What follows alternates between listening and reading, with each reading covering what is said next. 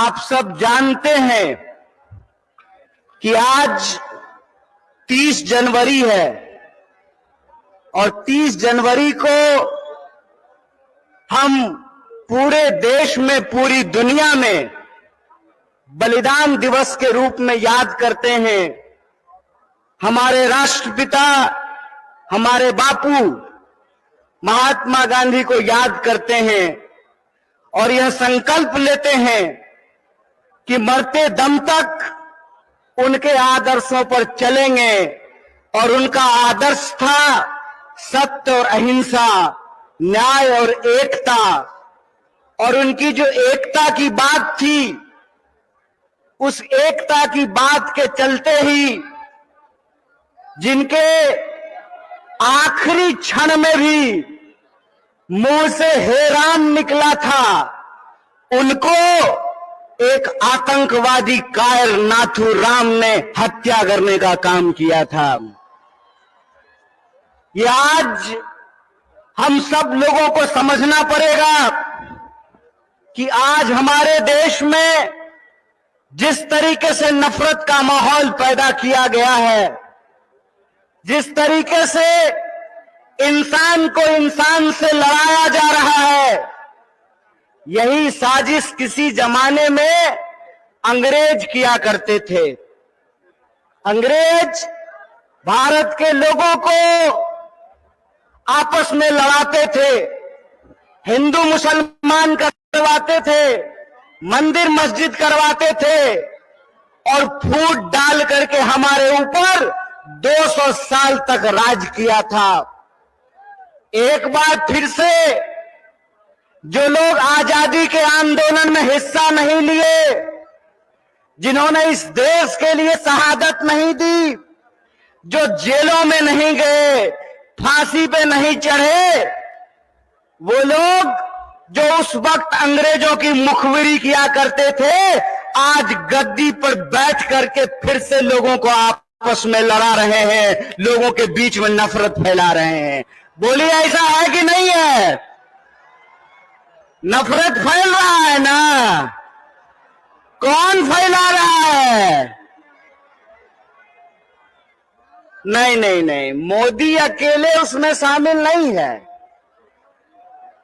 उसके साथ वो सब लोग शामिल हैं जो आज समाज को बांटने का काम करते हैं, समाज को आपस में लड़ाने का काम करते हैं। वो सब लोग इसमें शामिल हैं। तो आप सब लोगों से मैं ये आग्रह करना चाहता हूं, आप सब जानते हैं कि कांग्रेस पार्टी ने, भारतीय राष्ट्रीय कांग्रेस ने अंग्रेजों से लड़ करके इस देश को आजादी दिलाई। आजादी दिलाई कि नहीं दिलाई? देश आजाद है ना? कौन आजाद कराया देश को? कांग्रेस ने इस देश को आजाद कराया। और आज एक बार फिर से जब देश में नफरत फैल रही है, उस नफरत के खिलाफ हमारे नेता श्री राहुल गांधी ने कन्याकुमारी से लेकर के कश्मीर तक पैदल चले वो, और उन्होंने कहा कि डरने की जरूरत नहीं है, डरो मत। इस समाज के भीतर जो न्याय है, लोगों का जो हक है, उसके लिए आपको संघर्ष करना पड़ेगा, उसके लिए आपको लड़ाई करनी पड़ेगी। राहुल जी ने कहा कि अगर देश में नफरत फैल रही है तो हमको मोहब्बत की आवाज को बुलंद करना पड़ेगा। और कन्याकुमारी से लेकर के कश्मीर तक उन्होंने भारत जोड़ो यात्रा की, भारत जोड़ो पद यात्रा की। जब भारत जोड़ो पद यात्रा हो गई, तब यह प्रश्न हमारे सामने था कि कौन सी ऐसी चीजें हैं जिससे यह देश ताकतवर बनेगा, इस देश को शक्ति मिलेगी। और यह जो आजकल रोजगार विहीन रोजगार विहीन समझते हैं ना? रोजगार विहीन का मतलब यह है कि गृह मंत्री का बेटा बीसीसीआई का सेक्रेटरी बन जाएगा और आपके बाल बच्चा को कुछ नहीं मिलेगा। समझते हैं ना रोजगार विहीन विकास का मतलब?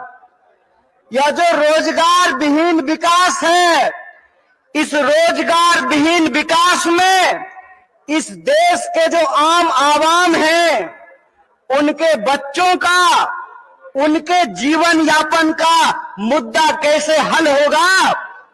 इसीलिए यह बात कांग्रेस पार्टी ने उठाई कि समाज के हर तबके को भागीदारी देना पड़ेगा और भागीदारी देने के लिए यह जरूरी है कि हमको देखना पड़ेगा कि समाज की रीढ़ किनको माना जाता है, देश का रीढ़ किसको माना जाता है। आप सब जानते हैं कि भारत दुनिया का सबसे युवा राष्ट्र है। भारत सबसे युवा राष्ट्र है, लेकिन इस देश के युवाओं के साथ अभी यह हो रहा है कि आप पढ़ाई करते हैं, दिन रात तैयारी करते हैं, लेकिन जब नौकरी की बारी आती है तो नौकरी नहीं मिलता है। जब एग्जाम होता है तो प्रश्न पत्र लीक हो जाता है और पैसा लेकर के, घूस लेकर के सीट बेच दिया जाता है। बोलिए, युवाओं के साथ बेईमानी हो रही है कि नहीं हो रही है? चूंकि हमारे माँ बाप किसान हैं, चूंकि हमारे माँ बाप शिक्षक हैं, हमारे माँ बाप साधारण परिवार के लोग हैं, साधारण इनकम के लोग हैं, तो हमारे भविष्य के बारे में कोई नहीं सोचता है। बताइए, नेता का बेटा नेता बनेगा, मंत्री का बेटा मंत्री बनेगा, डीएम साहब का बेटा डीएम बनेगा, डॉक्टर साहब का बेटा डॉक्टर बनेगा, लेकिन किसान का बच्चा किसान नहीं बनना चाहता है। बोलिए, किसान का बच्चा किसान बनना चाहता है? क्यों नहीं बनना चाहता है? इसलिए नहीं बनना चाहता है कि इस देश की हकीकत यह है कि हर घंटे 2 किसान आत्महत्या करते हैं। हर घंटे एक नौजवान आत्महत्या करता है। हर मिनट किसी महिला के साथ कोई ना कोई अपराध होता है।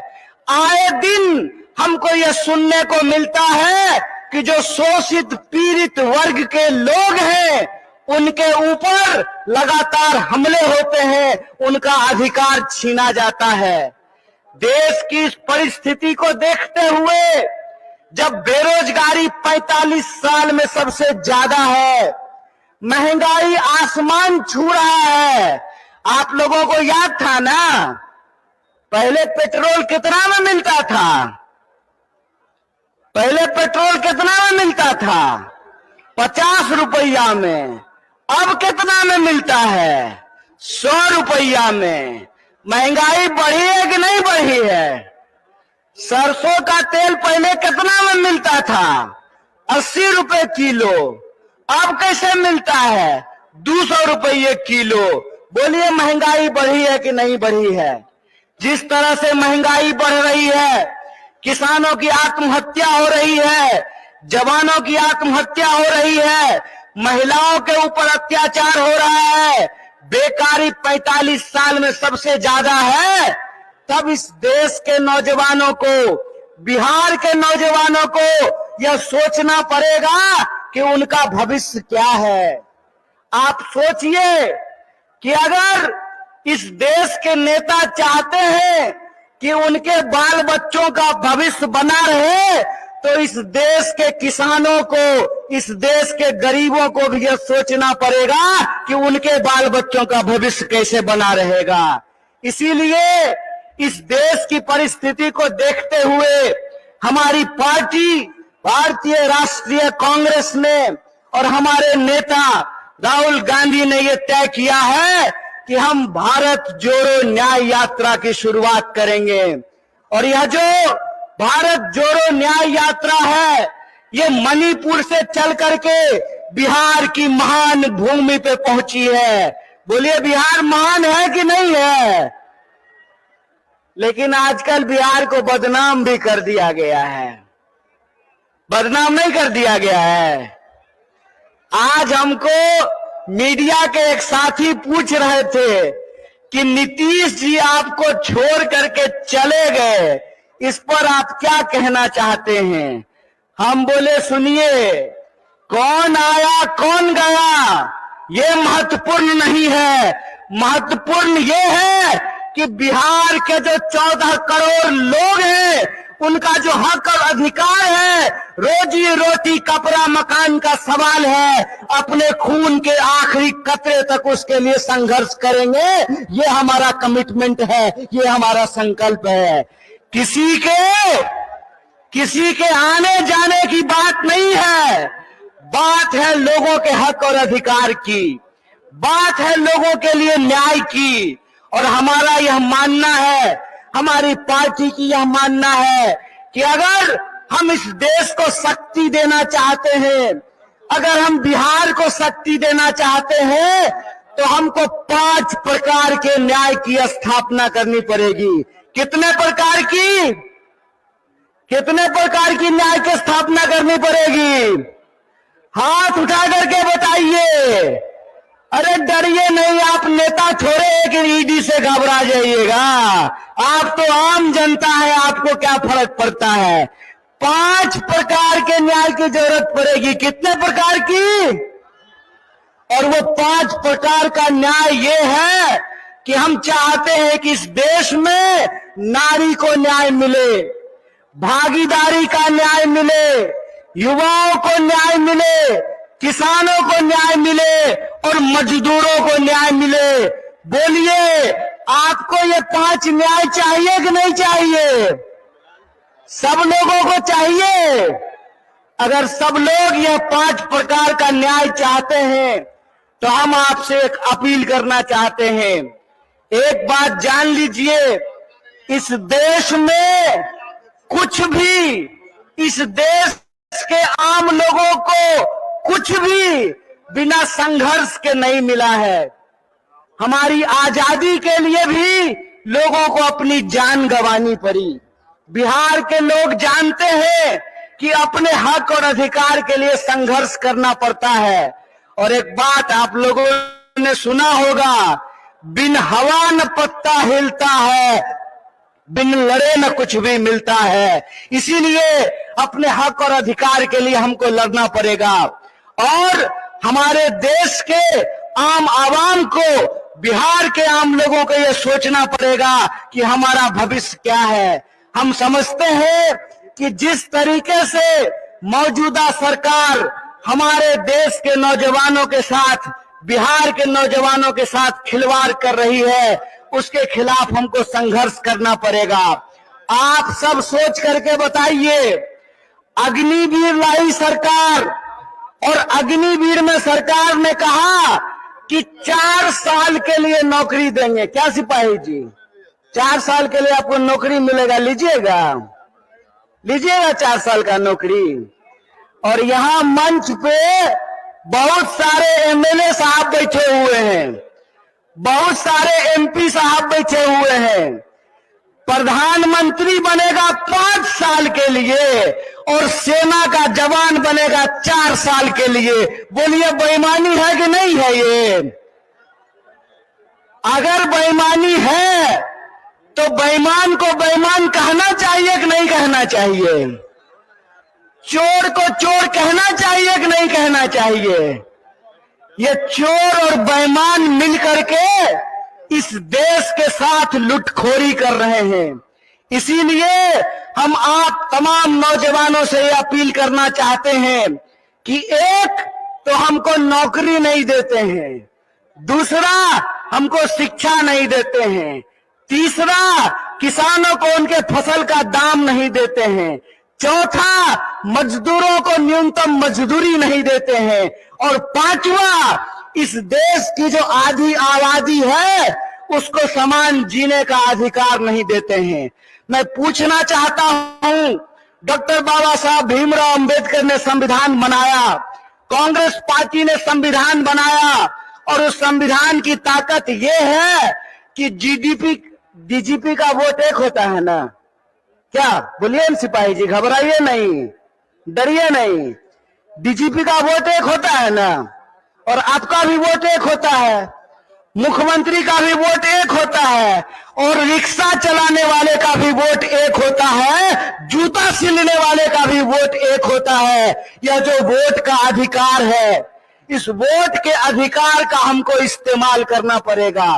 अगर वो हमारे वोट का इस्तेमाल कर रहे हैं अपने बच्चों का भविष्य बनाने के लिए, तो आपको अपने वोट का अधिकार का इस्तेमाल करना पड़ेगा अपने बच्चों का भविष्य बनाने के लिए। और आपको इस सवाल का जवाब इस देश की हुक्मरान से पूछना पड़ेगा कि आप एमपी बनिएगा 5 साल के लिए, आप मिनिस्टर बनिएगा 5 साल के लिए, आप प्रधानमंत्री बनिएगा 5 साल के लिए, और हमको सेना में देखिएगा 4 साल का नौकरी। यह नौकरी हमको बर्दाश्त नहीं है। हमको आपको परमानेंट नौकरी देना पड़ेगा, ठेके की नौकरी बंद करनी पड़ेगी। और जिसको परमानेंट नौकरी मिला हुआ है, जिसको परमानेंट नौकरी मिला हुआ है, अगर नेताओं को पेंशन मिल सकता है तो आपको शिक्षकों को भी पेंशन देना पड़ेगा, आपको सरकारी नौकरियों में भी काम करने वाले लोगों को पेंशन देना पड़ेगा। अगर इस देश के पूंजीपतियों का 12 लाख करोड़ कर्जा माफ किया जा सकता है, तो आपको किसानों का कर्जा माफ करना पड़ेगा, उनके फसल का पूरा दाम देना पड़ेगा। अगर इस देश में सबको न्यूनतम मजदूरी मिल सकती है, तो हम कहते हैं कि मजदूरों को भी न्यूनतम मजदूरी देना पड़ेगा। रोज बरोज नया जो है ड्रामा गढ़ करके लोगों का अधिकार ये छीन रहे हैं। आप लोग वो जादूगरी देखे हैं ना, कि जादूगर इधर से कहेगा गिली गिली पम पम छू, और पॉकेट से कबूतर निकाल देगा। टीवी आजकल हमारे साथ वही कर रही है। जब भी आप टीवी खोल करके देखिएगा, आपके मुद्दे गायब कर दिए गए हैं। सुबह से लेकर के शाम तक बहस चलेगी, कौन शपथ ले रहा है, कौन शपथ नहीं ले रहा है। सुबह से लेकर के शाम तक लोगों के मुद्दों को भटका करके, और आम लोगों का जो बुनियादी सवाल है, रोजी का सवाल, रोजगार का सवाल, रोटी का सवाल, कपड़ा का सवाल, मकान का सवाल, इन सवालों को गुमराह किया जाता है। इसीलिए हम पूर्णिया के आम लोगों को और बिहार के आम लोगों को एक अपील करना चाहते हैं। हम जानते हैं कि बिना लड़ाई के कुछ नहीं मिलता है, तो हमको अपने न्याय के लिए और अपने आने वाली पीढ़ी के न्याय के लिए संघर्ष करना पड़ेगा। बोलिए, आप इसके लिए तैयार हैं? न्याय करेंगे अपने साथ, अपने आने वाली पीढ़ी के साथ।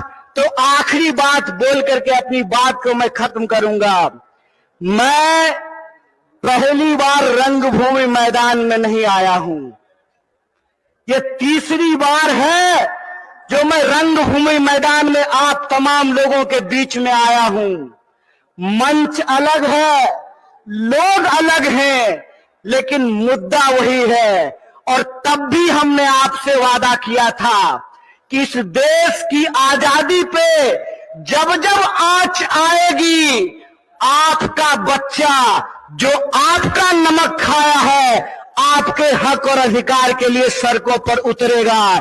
इसीलिए आप तमाम बिहार वासियों को, पूर्णिया वासियों को, सीमांचल वासियों को अपील करना चाहता हूं कि आप तमाम लोगों को 5 न्याय के लिए इस देश की शक्ति देने के लिए आपको संघर्ष करना पड़ेगा। और इस संघर्ष में अगर हम संघर्ष करेंगे तो जरूर जीतेंगे। इन्हीं शब्दों के साथ अपनी बात को खत्म करूंगा। शुक्रिया। इंकलाब जिंदाबाद।